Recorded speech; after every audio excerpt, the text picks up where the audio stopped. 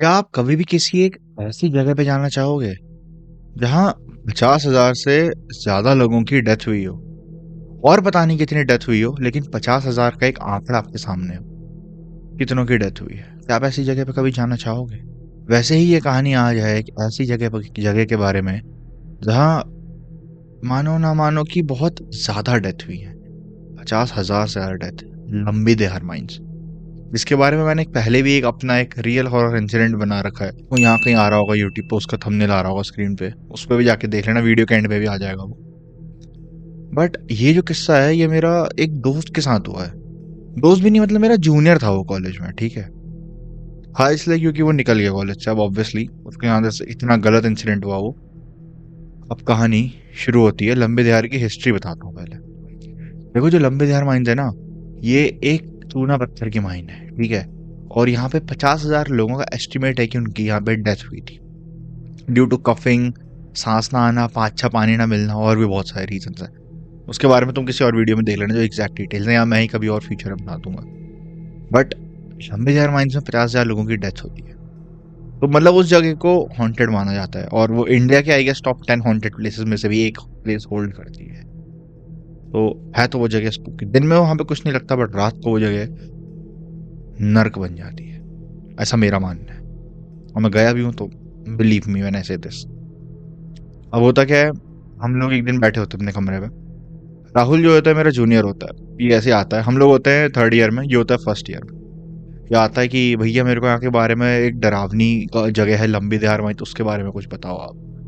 हम कहते हैं यार देख, मत ही जा, हमारी बात मान। तो हम उसे अपना कोई भी एक्सपीरियंस नहीं बताते, जो मेरे साथ के दोस्त है और मैं अपना एक्सपीरियंस कुछ नहीं बताते। हम कहते हैं भाई मत ही जा, अवॉइड कर, रात को मत जा, सुबह जा, घूम फिर आराम से मजे ले, कोई दिक्कत नहीं है, बस रात को मत जा। और किसी चीज को कभी चैलेंज मत करो वहां पे, क्योंकि जो चीजें होती है ना भाई, ये पकड़ती हैं, ये देखती हैं कि आप इनको जितना चैलेंज करोगे, जितना अपनी ओर अट्रैक्ट करोगे ना, ये उतनी ज्यादा आपके ऊपर हावी होती है। और हुआ भी कुछ ऐसा ही राहुल के साथ। कहानी शुरू होती है संडे के दिन से। संडे का दिन होता है, बारिश के टाइम पे, सुबह से लाइट नहीं होती है हमारे पीजी में। तो इन्वर्टर पे चल रहा होता है पूरा कुछ, ठीक है। अब किसी के डिवाइसेस वैसे ज्यादा चार्ज नहीं होते, मेरे कमरे में एक इन्वर्टर का प्लग है, एक बाहर प्लग है। तो बाहर से आधे लोगों ने चार्ज कर लिया, आधे लोगों ने मेरे कमरे में अपने फोन लगा रखे थे। तो हम शाम को सोचते हैं यार आओ, साथ में बैठते हैं, इन्वर्टर की भी बैटरी डेड हो चुकी होती है। अब जो हमारे लैंडलॉर्ड है, हमने उनसे पूछा था, तो उन्होंने कहा था कि लाइट आएगी, मेरी बात हुई है, वो कह रहे थे रात तक आएगी, 9-10 बजे तक आ पाएगी। कुछ कहीं पे वायर वायर टूटी और बहुत बड़ा फॉल्ट हुआ है। हमने कहा ठीक है, अब क्या ही कर सकते हैं इसमें। हम हमारे कमरे में, इसी कमरे में बैठे, और हम लोगों ने कहा कि चलो ट्रूथ एंड डेयर खेल लेते हैं। वैसे हम ऊनो ऊनो खेल रहे थे, ट्रूथ एंड डेयर का प्लान बाद में बना। हम कहते हैं और चलो ट्रूथ एंड डेयर खेलते हैं। थोड़ी देर ऐसे ही टाइम पास में, हम ऐसे ही राहुल को एक बंदा डेयर दे देता है, उसके साथ वाला, तेरे को बहुत लंबी धार का शौक है ना, चल लंबी धार जाके दिखा रात को, जो तेरे अंदर दम है तो। अब राहुल थोड़ा डरपोक होता है, थोड़ा डरपोक वो रहा होता है, मतलब वो डरता है इस चीज से कि वैसे किसी चीज को अपनी ओर अट्रैक्ट ना कर लूं। उसको वैसे कोई डर नहीं है, बट वो इन चीजों से वैसे डरता था कि मैं ऐसा कुछ अट्रैक्ट ना कर दूं अपनी ओर।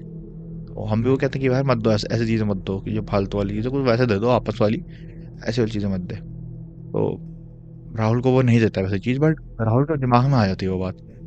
फिर राहुल ऐसे कहता है भैया लंबी धार चल रहा है, लंबी धार चल रहा है रात को। मैंने कहा नहीं, आज नहीं, मन नहीं है, तुम लोग चले जाओ, तुम जा रहे हो तो, बट मैं तो रिकमेंड नहीं करूंगा, बट अब जाना है तो तुम जाओ। तो राहुल, जिस बंदे ने उसको डेयर दिया होता है, उसका नाम होता है वंश। वंश को राहुल जबरदस्ती फोर्स करता है, "भाई चलना, तू भी चलिए वो।" तो वंश कहता है भाई मैं नहीं जा रहा, मेरे को मन नहीं है, तू जा, तेरे को जाने तो। राहुल कहता है हाँ फट गई, औरों को डेयर देने के लिए बहुत है तू, ये वो। तो वंश प्रोवोक हो जाता है, और उसी प्रोवोक होने के चक्कर में वंश कहता है चल आजा, हम दोनों चलेंगे, और कोई नहीं जाएगा हमारे अलावा, चल तू आजा। जितने वो गुस्से में गया था, मुझे लग नहीं रहा था कि इनको जाने देना चाहिए, बट ठीक है, मैंने कहा जा रहे हैं, साथ वाले हैं आपस में एक दोनों, क्या ही होगा, आ जाएंगे थोड़ी देर में। फिर अम्मी कहते हैं जाओ जाओ, हम में से कोई नहीं आ रहा।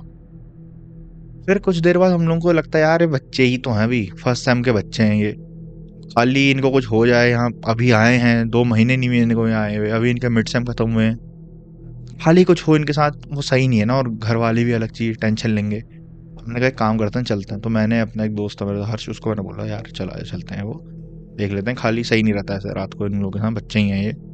अब इस टाइम तक टाइम हो चुका होता है कुछ 12:30-1 रात के। हम लोग निकलते हैं यहाँ से, हम लोग कैसे कैसे करके एक घंटे करीब में हम पहुंच जाते हैं लंबी दीवार के गेट पे। वहां पे हम देखते हैं राहुल की स्कूटी खड़ी होती है। हम कहते हैं ठीक है, ये पहुंच चुके हैं मतलब अंदर। बस अब हमें ये नहीं पता कि अंदर कहाँ होंगे, और रात को जानवरों का भी खतरा, और बारिश भी हो रही थी हल्की हल्की। तो हम लोग छाता वाता लेके अपना खोल घाल के जल्दी से जल्दी अंदर पहुंचते हैं। बस हम पूरे भीग चुके होते हैं रास्ते में, क्योंकि हम रेनकोट लेके नहीं आते, छाता थी, अब छाता खोल के कोई मतलब नहीं था चलती स्कूटी में। तो हम लोग अंदर जाते हैं, छाता खोल के थोड़ा सा कि फोन वोन गीले ना हो, आवाज मार रहे हैं टॉर्च खोल के नीचे लाइट मारते हुए कि राहुल, वंश, राहुल। मैंने उनका देखते हैं आगे बैठे होंगे, आगे नहीं बैठे होंगे। उतनी देर में हम देखते हैं ये दोनों, जो मेन उनकी बिल्डिंग है उसके अंदर शेल्टर लेके बैठे हुए हैं, और बस लिटरल बैठे हुए हैं, कोई मूवमेंट नहीं कर रहे हैं। तो मैं इनको आवाज मारता हूँ ना, राहुल, वंश, ऐसा करके आवाज मारता हूँ। तो मैं इनके वैसे टॉर्च वो फोन का फ्लैश मारता हूँ कि यही है ना, कहीं कोई और आदमी बैठा हो या कुछ भी हमारे साथ हो भाई गलत। तो वैसे देखता हूँ वही हो। तो मैंने कहा क्या कर रहे हो, चलो यहाँ से, क्या लगे पड़े तुम लोग यहाँ पे। वो हिल नहीं रहे वहां पे, वो हिल ही नहीं रहे वहां से। और वैसे ही वो कहते हैं, वैसे हम लोगों ने खींचता हूँ मैं बता रहा हूँ क्या होता है। राहुल ऐसे बैठा होता है, यूं ऐसे करके बैठा होता है। मैं उसको ऐसे यहाँ पे उसके शोल्डर, यहाँ पे क्या कहेंगे, बाइसेप्स के पास पकड़ के ऐसे खींचता हूँ कि चल भाई क्या कर रहे हैं यहाँ।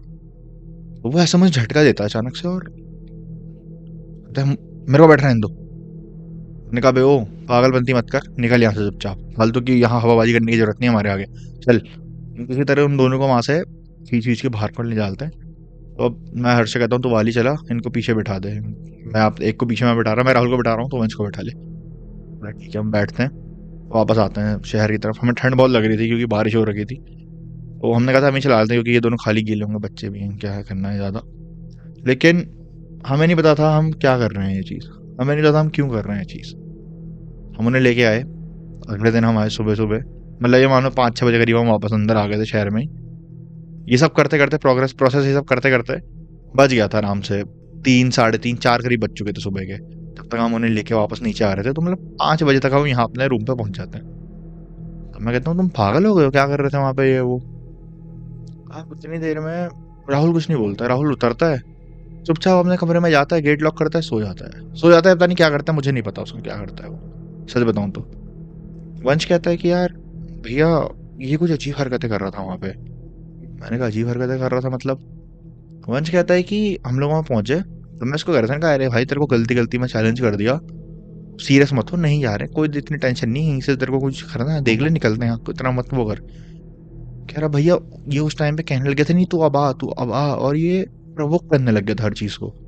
जितने भी यहाँ शैतानी शक्ति है, जो कोई भी आओ, मुझे अपना दर्शन दो, मुझे अपने आप को दिखाओ, मुझे ये करो, मेरे को तुम्हें देखना है, तुम कहाँ हो, ये वो। कह रहा मैं भैया, मैं इसको चुप कराने की कोशिश कर रहा था, लेकिन ये चुप ही नहीं हो रहा था, ये बोले जा रहा है उस चीज को। और ये बहुत देर चिल्लाया, लेजिट ये 5 मिनट मिनिमम बोलता रहा कि आओ, मुझे दर्शन दो, मुझे दिखाओ, मुझे देखना है तुम कौन हो क्या हो। मतलब जो कभी चीज नहीं करनी चाहिए इसने वो चीजें करी। मैंने कहा तूने क्यों नहीं रोका इसे। उसने कहा भैया मैं रोक ही नहीं पाता ना इसे, मैं कैसे रोकता, मैं इसका ऐसे ही इसके पास से आ रहा था, खींच रहा था। इतने मेरी और इतने अजीब तरीके से, पूरा क्रीपी वे में, कि मेरी फट गई। और ये थोड़ी देर में अचानक से वहीं पर पे अंदर जाके बैठ गया, तो मैं इसके साथ बैठ गया कि इसको कुछ ना हो। तब आप लोग आ गए उसके थोड़ी देर बाद। भैया मुझे डर लग रहा है इसका कुछ हो ना गया, उसके घर वालों को बता देते हैं। तो अब हमने भी सोचा यार सीधा घर वालों को बताना सेफ नहीं है, या पता नहीं क्या है, बताना चाहिए नहीं बताना चाहिए, नहीं पता। हम लोग कहते हैं कि भाई थोड़ा सा नहीं बताते हैं, अभी रहने देते हैं, देखते हैं उसके साथ कुछ अगर हुआ है कुछ, हमें कुछ हमें हमारे से उसको कुछ हेल्प हो पाएगी तो तब बताएंगे, वरना नहीं। बोलते ठीक है। फिर दिन का टाइम होता है, हम लोग सो के उठते हैं, हम लोग भी सो गए होते हैं। दिन का टाइम होता है, राहुल गेट ही नहीं खोल रहा है। हम नॉक करे जा रहे हैं, वो गेट नहीं खोल रहा। फिर उसके कमरे के पीछे तो उसकी छोटी सी एक चलने का रास्ता है, छोटा सा रास्ता है, बहुत छोटा सा। हम वहां से झांकते हैं उसकी खिड़की से अंदर, की क्या कर रहा है बंदा अंदर। वो लिटरल बेड पे बैठा हुआ है, आलती पालती मार के ऐसे पैर के और पैर डाल के, और बस यूं बैठा हुआ है नीचे को सर करके। हम जल्दी जल्दी गेट नॉक कर रहे हैं कि ये क्या कर रहे हैं। मेरे को लग रहा था कि लाइक भाई कुछ गलत ना हुआ उसके साथ ये वो।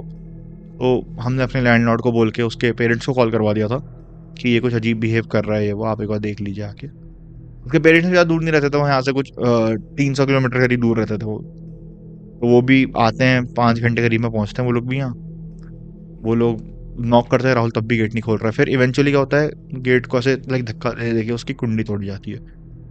राहुल को अंदर से उठाया जाता है, वो बेड पे पड़ा होता है, उसको अंदर से उठाया जाता है, उसको हॉस्पिटल ले जाया जाता है। बट डॉक्टर्स कहते हैं पता नहीं क्या है ये, सब चीज़ सही है इसके अंदर, तो कुछ भी नहीं है, कुछ मतलब ना बुखार है ना कुछ है, क्यों आप ऐसा कह रहे हो, कुछ सही बिहेव कर रहा है।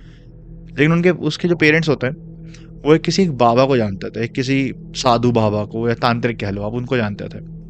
पेरेंट्स कहते हैं हमारे हैं वो, हम उन्हें दिखाएंगे। अब वो फिर उनके पेरेंट्स को वो पूछते हैं कि क्या हुआ था इसके साथ, तो हम लोग बताते हैं कि अंकल ऐसी ऐसी बात थी ये वो।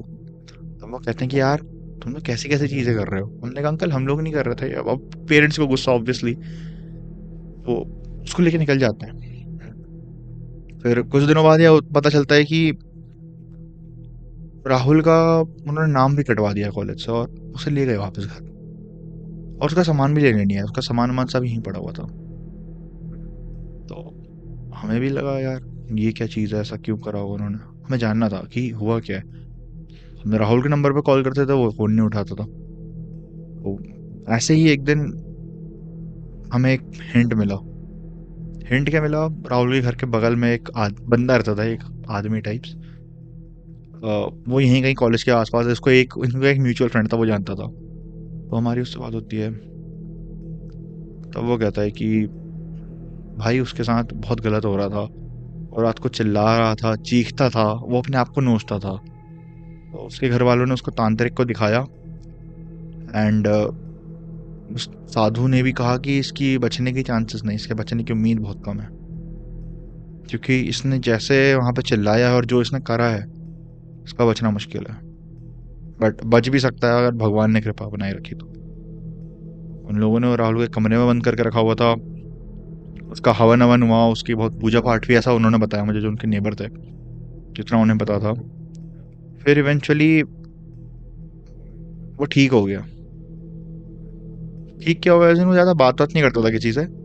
और पंडित जी ने भी कहा जाता है इसको ज्यादा घर से बाहर मत निकलना, क्योंकि जो भी चीज़ है वो घर के बाहर तुम्हारे घात लगा के बैठी रहेगी। कि जैसे ही ये कमजोर पड़ेगा या अकेला पड़ेगा, वो उसके ऊपर दोबारा हमला करेगी। उसको एक कुछ लॉकेट भी दिया था गले में बांधने के लिए, कि इसको बांध के रखना, और हाथ में भी एक यहाँ पे बांधा था, उसके लेफ्ट हैंड में बांधा था, सॉरी लेफ्ट हैंड में उसको कुछ बांध के रखा हुआ था कि कभी मत खोलना। उस दिन से लेके आज तक राहुल से हमारी कोई बात नहीं हुई है। उसको हमने कितना फोन कर लिया, वो नहीं उठाता है। हाँ एक बार उसके पापा आए थे उसका लैपटॉप वगैरह ले जाने, जब उसका सामान वामान लाइक हटा रहे थे तब। वो कहते बेटा ठीक है वो, बट वो वो कहते हैं कि उस दिन पूरी रात को यही सब हुआ था। हम उन्हें दोबारा बताते कि अंकल ये पूरी सच्चाई थी। वो कहते हैं किसी का किसका की दोष दें इसमें, किसी का भी दोष नहीं, दोष हमारी किस्मत का है या हमारे बच्चे का है। हमें नहीं पता ये गलती हमारी है या क्या, क्योंकि मैं इस गलती का थोड़ा सा हिस्सा अपने आप को ही मानता हूँ कि मैं रोक नहीं पाया उसको। कि वो जा रहा था और लाइक मैं उसे बिल्कुल फोर्स करके अगर रोकता, मे बी वो नहीं जाता, मे बी, बट मुझे नहीं पता। और ये एक रियल इंसिडेंट है, तुम्हें बताता हूँ। थोड़ा सा ऑब्वियसली इसमें मैंने नाम वाम चेंज कर दिए हैं, थोड़ा सा मैंने इसमें एक्स्ट्रा ऐड कर दिया है सस्पेंस लेवल, बट या this is a real incident.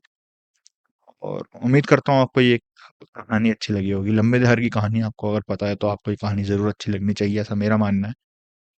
बाकी मैं मिलूंगा आपसे अब शनिवार को, मतलब कि कल। तब तक के लिए बाय, और अगली कहानी का इंतजार करना।